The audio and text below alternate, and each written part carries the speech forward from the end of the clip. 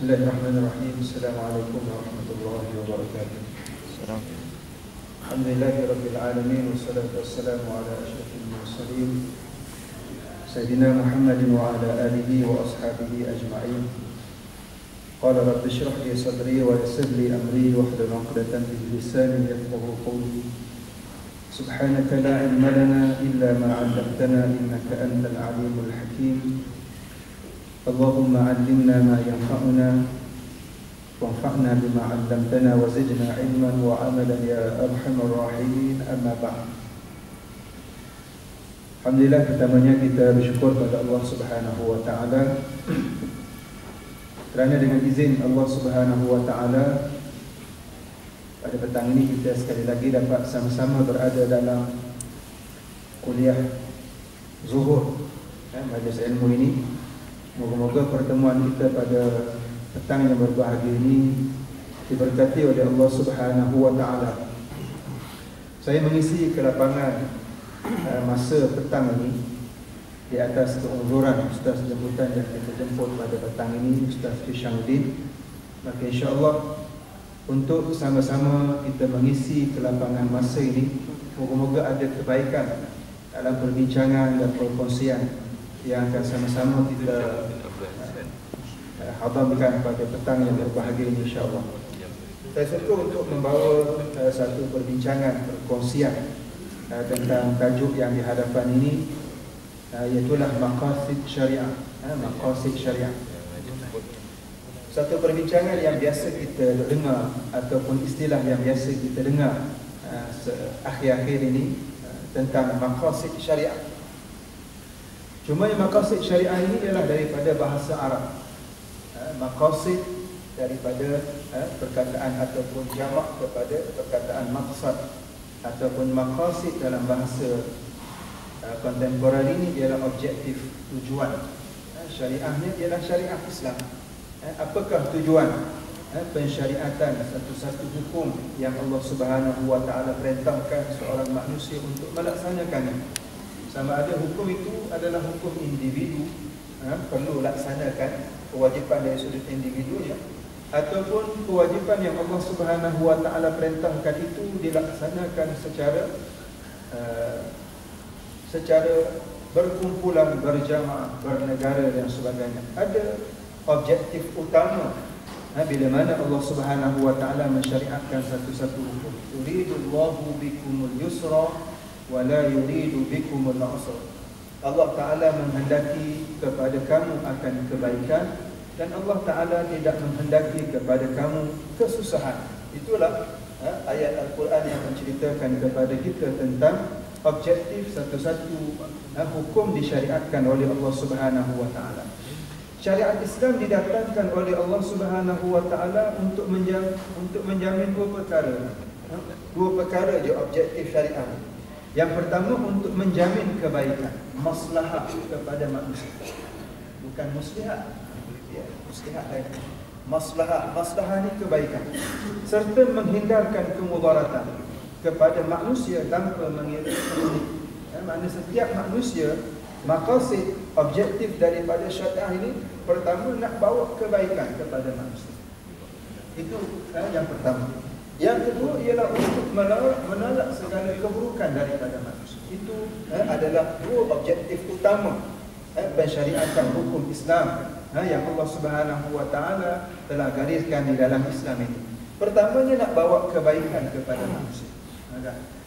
Satu perkara yang perlu kita memahami, setiap perkara yang Allah Subhanahu wa taala perintahkan, dia pasti akan membawa kebaikan kepada manusia. Salat, bila mana Allah Ta'ala perintah untuk kita laksanakan, dia pasti akan membawa faedah, kebaikan pada manusia. Di samping ia adalah merupakan suatu ibadah mendekatkan diri manusia kepada Allah Subhanahu wa taala. Ada kebaikan-kebaikan yang jika dilihat, direnung dan difaham oleh manusia, manusia akan dapat mengetahui kebaikan tersebut. Begitu juga ibadah puasa, haji, sedekah, buat baik kepada manusia, kepada haiwan, kepada alam dan sebagainya. Semua ini ada faedah untuk manusia. Yang kedua perlu kita fahami, bila mana Allah Subhanahu wa taala mengharamkan satu-satu perkara, pasti ada kemudaratan pada perkara tersebut. Dan tujuan pengharaman ini ialah untuk menghindarkan manusia daripada kemudaratan tersebut. Bila Allah Subhanahu wa taala haramkan arak, dia pasti akan ada keburukan pada arak. Allah Ta'ala haramkan judi, Allah Ta'ala haramkan mencuri, Allah Ta'ala haramkan zina. Dia ada kemudaratan padanya, sama ada manusia sedar ataupun tidak. Itulah antara dua objektif utama. Cumanya bila berhadapan dengan dua, kadang-kadang dalam satu perkara itu manusia dapat ada kebaikan padanya, dan di sana ada juga kemudaratan. Maka mana satu perlu didahulukan? Para ulama mengatakan perlu ditolak kemudaratan itu terlebih dahulu mendahului daripada mendatangkan kebaikan. Itulah dia maqasid syariat. Al-Izz bin Abdul Salam dipanggil apa? Syekhul Ulama, dipanggil Sultanul Ulama, sultan kepada para ulama ini. Dia sebut maqasid syariat ini ialah jalbul masalih wa darul mafasid. Nak bawa segala kemaslahatan, kebaikan kepada manusia dan nak menolak segala kemudaratan. Itulah dia dua objektif utama daripada pensyariatan hukum, iaitu matlamat pensyariatan hukum yang merangkumi semua bidang kehidupan manusia, yang melibatkan hubungannya dengan Allah, hubungannya sesama manusia dan hubungannya dengan alam semesta. Nak bawa kebaikan ini, maknanya maqasid syariah ini dia bukan hanya terangkum kepada hubungan manusia dengan Allah Ta'ala saja, tetapi termasuklah hubungan manusia sesama manusia dan hubungan manusia sesama alam. Maknanya kebaikan nak dibawa itu mencakupi seluruh kehidupan manusia. Bila Allah Subhanahu wa taala perintah manusia buat satu kebaikan, dia bukan sekadar kebaikan itu hubungannya dengan Allah, tapi daripada itu dia berkait dengan hubungannya sesama manusia dan hubungannya bersama dengan alam yang lain. Maka syariat Islam ditegakkan atas dasar kemaslahatan dan menolak segala kemudaratan. Sebab itulah kepentingan maslahat manusia berkait dengan tiga perkara. Maslahat, kebaikan manusia yang perlu diraihkan, ditengok mengikut tak apa dengar martabat manusia. Ada masalah dari sudut perkara asasi, masalah daruriyah disebut, kebaikan, kemaslahatan yang perlu, sangat perlu, daruri, yang mana kalaulah masalah ini hilang ataupun dikecualikan, maka ia akan menyebabkan kehidupan manusia itu berada dalam kesusahan. Contohnya kalaulah dalam kehidupan seharian, contohnya makanan-makanan yang ruji, kalaulah perkara ini tidak ada dalam kehidupan manusia, manusia akan berada dalam kesusahan.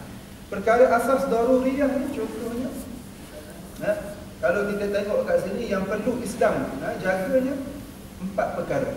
Itu daruriyah, 5 perkara yang penting. Maqasid syariat, objektif utamanya nak jaga 5 perkara. Itulah daruriyah utamanya. Yang perkara utama yang kalaulah 5 perkara ini tidak ada, maka kehidupan manusia mungkin akan berada dalam kesusahan, tak selamat, berada dalam keadaan orang panggil dunia tak selamat, akhirat lagi lah, akhirat lagi. Yang pertamanya ialah untuk memelihara agama. Syariat ini Allah Ta'ala turunkan, tujuannya ialah untuk pelihara agama. Yang kedua ialah untuk memelihara akal. Ketiga, memelihara nyawa. Keempat, memelihara harta. Dan kelima, memelihara keturunan dan maruah. Ini 5 perkara daripada pensyariatan hukum yang Allah Ta'ala perintahkan nak jaga 5 perkara ini. Yang 5 perkara ini jika dipelihara, manusia akan hidup dalam keadaan aman. Alam semesta pun hidup dalam keadaan aman. Pertamanya nak memelihara agama. Itu antara objektif utama maqasid syariat ini, nak pelihara agama manusia. Islam membimbing manusia memilih agama yang benar. Itulah agama yang benar. Inna ad-dina 'indallahi al-Islam. Sesungguhnya agama di sisi Allah ialah Islam. Ada juga orang terjemah ni, orang buat tafsiran tak betul. Inna dina indallahil Islam. Dia terjemah macam, sesungguhnya agama di sisi Allah ialah agama yang membawa kepada keselamatan. Sebab Islam tu maknanya selamat. Dia terjemah macam tu. Tujuan apa dia terjemah macam tu? Supaya manusia itu memahami semua agama sama. Mana segala agama yang bawa kepada keselamatan, itulah agama di sisi Allah. Sedangkan terjemahan ini tidak betul. Tak betul. Tak betul dari sudut mufassirin. Sesungguhnya terjemahan yang betulnya ialah sesungguhnya agama yang diredai oleh Allah ialah agama Islam. Agama Islam yang dibawa oleh baginda Nabi sallallahu alaihi wasallam, yang mana rujukan utamanya ialah Al-Quran dan sunnah Nabi sallallahu alaihi wasallam. Islam nak bimbing manusia supaya manusia pilih agama yang sebenar, dan agama yang benar itu ialah Islam. Tuntutan umat Islam memelihara akidah Islam dan tidak mensyirikkan Allah Subhanahu wa taala dengan sesuatu ataupun dalam istilahnya murtad. Itu peliharaan. Yang pertamanya Islam nak jaga dari sudut akidahnya, nak pelihara akidah manusia supaya jangan melencong kepada akidah yang salah. Kan hari ini banyak sangat buat ajaran sesat, akidah yang salah tu banyak sangat. Kat Terengganu ada ayah pin. Kan? Kat Terengganu ada ayah pin. Kat Pahang ada Tuhan Harun. Kat Pahang ada Tuhan Harun. Tak Johor ada apa? Tak Johor. Kat Selangor ni ada apa? Rasul Tuhan Melayu. Rasul Kahar. Kahar kan? Banyak. Itu adalah ajaran-ajaran yang menyeleweng akidah. Dan Islam datang untuk mencegah perkara itu. Pertama, nak pelihara agama itu, nak pelihara akidah manusia daripada tersesat kepada pegangan yang salah. Dan di sanalah ada orang panggil pensyariatan hukum murtad. Pensyariatan hukum murtad. Kenapa? Kerana nak jaga manusia daripada menyeleweng akidahnya daripada ajaran Islam yang sebenar. Pun begitu dalam masa yang sama, untuk menjaga agama, pengamalan dan pelaksanaan ajaran agama adalah dalam seluruh dimensi kehidupan manusia mesti berdasarkan syariat. Untuk jaga supaya kehidupan itu berasaskan kepada asas Islam yang telah digariskan dalam Al-Quran dan hadis Nabi sallallahu alaihi wasallam. Islam juga memberikan hak kepada non-Muslim untuk menganut agama pilihannya dan mengamalkan ajaran tanpa paksaan. Dari hukum Islam yang syariat Islam, la ikraha fid din, tidak ada paksaan pada agama. Ada orang Islam dia gunakan ayat ni salah dari sudut maknanya. Kan? Makna tidak ada paksaan dalam agama, maknanya orang yang bukan Islam, dia nak masuk dalam agama Islam mestilah di atas kerelaan hati. Tidak ada paksaan dalam dia nak menganut agama Islam, beriman kepada Allah Subhanahu wa taala. Tetapi bila makna manusia ini dia telah berada dalam lingkungan Islam, dia telah menjadi orang Islam, maka akidah itu perlu dijaga. Maka dia mesti mengamalkan apa yang Allah Taala perintahkan, dan dia tidak boleh keluar daripada ajaran yang telah Allah Subhanahu wa taala perintahkan. Jika dia keluar, maka sabit kesalahan boleh terlaksana kepada hukum murtad. Hukum murtad yang Allah Taala sebut di dalam Al-Quranul Karim dan juga disebut oleh baginda Nabi sallallahu alaihi wasallam. Tujuannya ialah untuk pelihara agama Islam. Mabaddala dinahu faqtuluhu. Nabi sallallahu alaihi wasallam sebut orang yang menukar agama, mengubah agama Islam kepada agama yang lain, Nabi sebut faqtuluhu, maka boleh dijatuhkan hukuman bunuh padanya. Setelah diminta untuk bertaubat, dia tidak mahu bertaubat. Setelah diminta untuk kembali kepada Islam, dia tidak mahu, boleh dijatuhkan hukuman tersebut. Ini disebut oleh Rasul sallallahu alaihi wasallam. Itu yang pertama, maqasid syariah, dia nak pelihara agama manusia. Yang kedua ialah untuk menjaga nyawa, menjamin keselamatan nyawa manusia. Syariat Islam ialah untuk menjaga keselamatan nyawa manusia. Syariah juga datang untuk menjamin keselamatan nyawa dan anggota tubuh badan manusia. Dan dalam konteks hubungan etnik pula, Islam mewajibkan individu menjaga keselamatan diri dan pada masa yang sama melarang keras perbuatan yang boleh mengancam keselamatan nyawa diri sendiri dan orang lain. Islam haramkan membunuh. Islam haramkan menyakiti orang lain. Islam haramkan memukul orang tanpa kebenaran, membunuh orang tanpa kebenaran. Ini semua adalah perbuatan yang haram. Mengapa? Kerana Islam menjaga batas-batas kehidupan manusia. Tak boleh kita sembrono, rasa tak puas hati pada orang, kita pergi jumpa dia, tunggu. Tak boleh. Sebab itulah Islam dia buat hukum. Bila orang bunuh orang, sabit kesalahannya, ada hukuman kisos. Kisos ni bukan bunuh je, tuan-tuan. Kalau kita rujuk dalam kitab fiqh yang lebih tebal, orang panggil yang lebih mendalam, kisos ni ialah kesakitan yang dilakukan kepada seseorang. Sabit kesalahannya, boleh dilakukan kesakitan sebagaimana yang dilakukan. Seorang datang, dia tumbuk seorang tu, patah gigi dia. Patah gigi dia, diadu kepada hakim, sabit kesalahan dia, ada bukti-bukti dia dan sebagainya. Orang ini boleh dilakukan seperti itu. Perlu dipatahkan gigi. Kalau dah gigi depannya patah, sebab kena tumbuk, dia perlu ditumbuk dan patah gigi. Itu. Ataupun kalau dah tak mahu dilakukan begitu, kena bayar pampasan. Satu gigi itu ada kiraan-kiraan yang dibuat dalam hukum fiqh. Maknanya nak jaga manusia punya nyawa, manusia punya hak kehidupan dalam negara ini, dalam dunia ini. Itulah antara pensyariatan hukum Islam. Maknanya selama mana tak dijalankan perkara ini, manusia tidak akan berada dalam selamat. Hari ini kita berada dalam situasi pembunuhan ni boleh katakan setiap hari. 2-3 minggu yang lepas, dulu kita dengar orang biasa je kena bunuhkan. Yang tak akhirnya dia gempar sikit bila orang yang berkait dengan penguasa agama pun kena bunuh, tembak juga. Ini adalah satu orang panggil gambaran bahawasanya nyawa manusia ini seolah-olah tidak boleh dijaga lagi.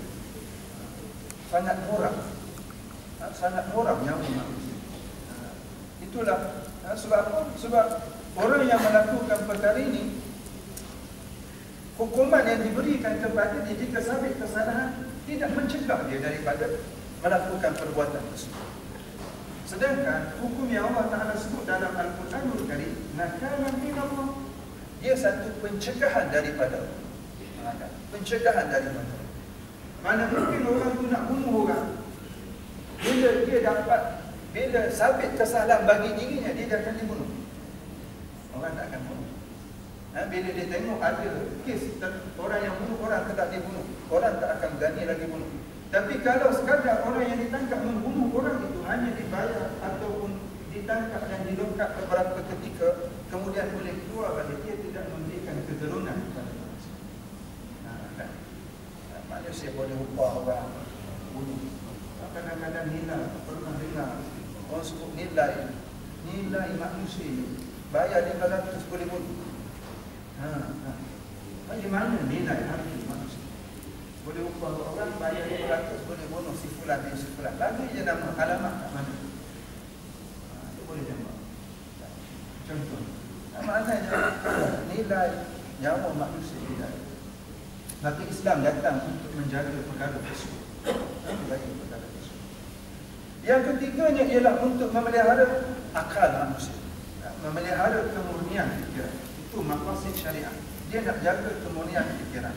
Maka akal adalah nikmat anugerah Allah yang membezakan manusia dengan makhluk yang lain. Beza manusia dengan makhluk lain, akal. Boleh berfikir, boleh menerima tanggungjawab yang Allah Ta'ala perintahkan. Kalau tidak, kita ni sama je. Makan minum macam mereka dulu. Makan minum. Boleh orang panggil berketurunan, mereka pun boleh berketurunan. Tetapi beza kita dengan haiwan ialah kita boleh berfikir. Kita boleh guna akal fikiran itu dengan baik. Maka dari segi perundangan, akal merupakan syarat menentukan seorang itu mukallaf atau mempunyai tanggungjawab dalam tindakan dan amal. Akal inilah yang menentukan segala perbuatan itu dikira ataupun tidak, dikira pahala ataupun dosa ataupun tidak. Akal. Kalau orang tu gila, segala kewajipan syariat gugur padanya. Sebab nilai itu ialah pada akal manusia. Maka Islam mengharamkan perkara yang boleh merosakkan akal, seperti arak, dadah dan perkara yang boleh mendatangkan kerosakan dan kebinasan. Islam haramkan semua perkara tersebut sebab ia boleh merosakkan akal manusia. Segala perkara yang boleh merosakkan akal diharamkan oleh Allah Subhanahu Wa Taala. Itulah sebabnya Allah Taala haramkan haram. Allah Taala haramkan dadah, Allah Taala haramkan perkara yang memabukkan kerana dia boleh menghilang akal manusia. Dan banyak kalau kita boleh tengok dalam kes-kes manusia ini, dia boleh melakukan jenayah ialah waktu akal dia itu sudah separuh ataupun berada di bawah pengaruh yang kita sebut pengaruh alkohol, arak dan sebagainya. Sebab waktu itu akal dia tidak boleh berfungsi dengan baik, tidak boleh berfikir dengan baik lagi. Maka pada waktu itu manusia biasanya melakukan perkara yang diharamkan oleh Allah Subhanahu Wa Taala. Maka Islam mengharamkan arak, Islam mengharamkan dadah, dan itulah tujuannya. Maka untuk menyekat manusia ini, sebab manusia ini satu, dalam tubuh dia ada nafsu yang ammaratun bisu, sentiasa mengarah kepada perkara yang tidak baik. Dikuatkan pula dengan hasutan dan bisikan daripada syaitan.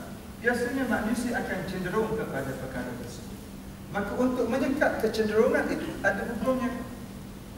Maka hukum orang yang minum arak ada. Maka bila sabit kesalahan, kena sebab dan sebagainya. Tujuannya apa? Tujuannya ialah untuk menyekat manusia daripada melakukan perbuatan tersebut. Itu antara tujuannya. Nak mengekang manusia daripada melakukan kemudaratan, yang kemudaratan itu bukan sekadar kepada diri dia, dia kadang-kadang boleh kena pada orang lain. Boleh kena pada orang lain kalau dia tergongkang dalam longkang seorang diri mungkin. Tak ada masalah, tapi kadang-kadang dia melibatkan pukul orang dan sebagainya, memusnahkan harta benda dan sebagainya. Bila akal manusia ini telah rosak.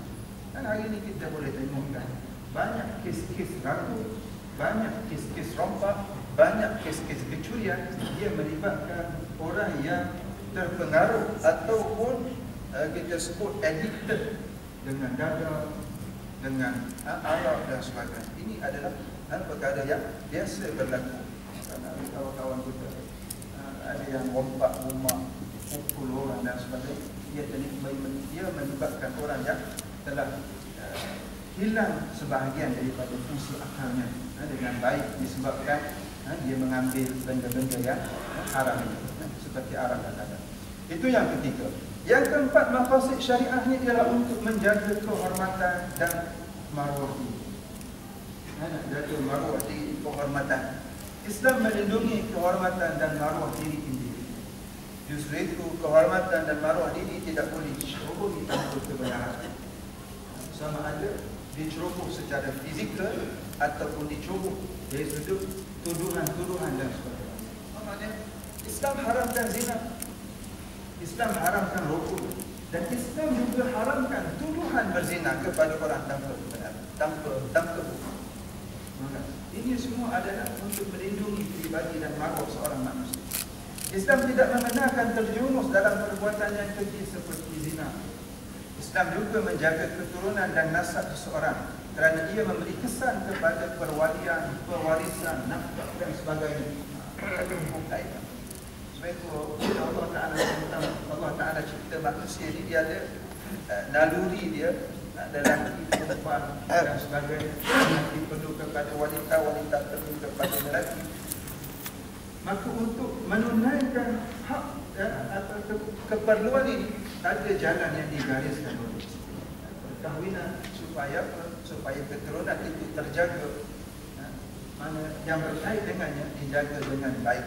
Maka Islam mengharamkan zina, mengharamkan perbuatan yang diharamkan oleh Allah Subhanahu Wa Taala seperti rokok dan sebagainya. Maka untuk menghindar perbuatan yang seperti ini ada hukum. hukum bagi orang yang berzina jika sabit kesalahan. Sebab kecenderungan ke arah itu namanya jika tidak dibendung dengan kekuasaan, dengan undang-undang dan peraturan, maka di sana ada peraturan yang ditetapkan oleh Islam kepada orang-orang yang cuba menjatuhkan kehormatan dan maruah diri seorang manusia. Dan yang kelimanya ialah menjamin pemilikan dan penguasaan harta. Islam menjaga harta.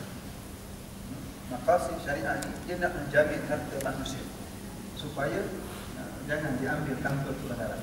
Syariat Islam telah menggariskan peraturan dalam soal kehartaan. Islam dia tak larang seorang itu nak pilih, nak cari harta, kumpul harta banyak mana, tak ada masalah. Sebab dia adalah merupakan suatu perkara yang dibenarkan dalam agama. Islam memberi kebebasan untuk mencari harta dengan cara yang halal dan mengharamkan umatnya mencuri dan mengenakan hukuman hudud jika disabitkan kesalahan mencuri. Itu antara perkara yang Islam jaga, maqasid syariah jaga. 5 perkara yang penting yang kita boleh, kalau kita boleh ulang balik 5 perkara ini dalam setiap hukum, sama ada ia perintah ataupun larangan, ia adalah untuk menjaga kelima perkara ini. Kelima perkara ini supaya bila 5 perkara ini terjaga, manusia akan hidup dalam keadaan masing-masing dijaga dalam syariat.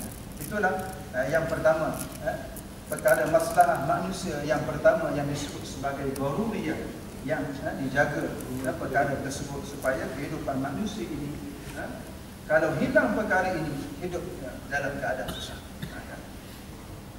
Perkara maslahah yang kedua ialah keperluan yang disebut sebagai hajiyah. Keperluan hajiyah ini ialah keperluan yang diperlukan untuk memudahkan kehidupan manusia. Yang kalau tak ada perkara ini, hidupnya sedikit susah. Kalau teknologi yang mudah kita nak buat hari ini macam kenderaan. Kalau daruriyat tadi dalam kehidupan manusia ialah makan minum. Kalau tak ada makan minum, macam mana manusia nak hidup, tempat tinggal, itu adalah daruriyat setiap manusia perlu. Perkara hajiyah ni ialah perkara yang kalau tak ada, boleh hidup tapi susah. Boleh hidup tapi susah, macam kenderaan. Kenderaan tak ada, boleh hidup tapi hidup akan jadi susah. Itu disebut sebagai hajiyah. Dan yang ketiganya ialah masalah yang disebut sebagai tahsiniyah ataupun kamaliyah untuk menyempurnakan hidup manusia.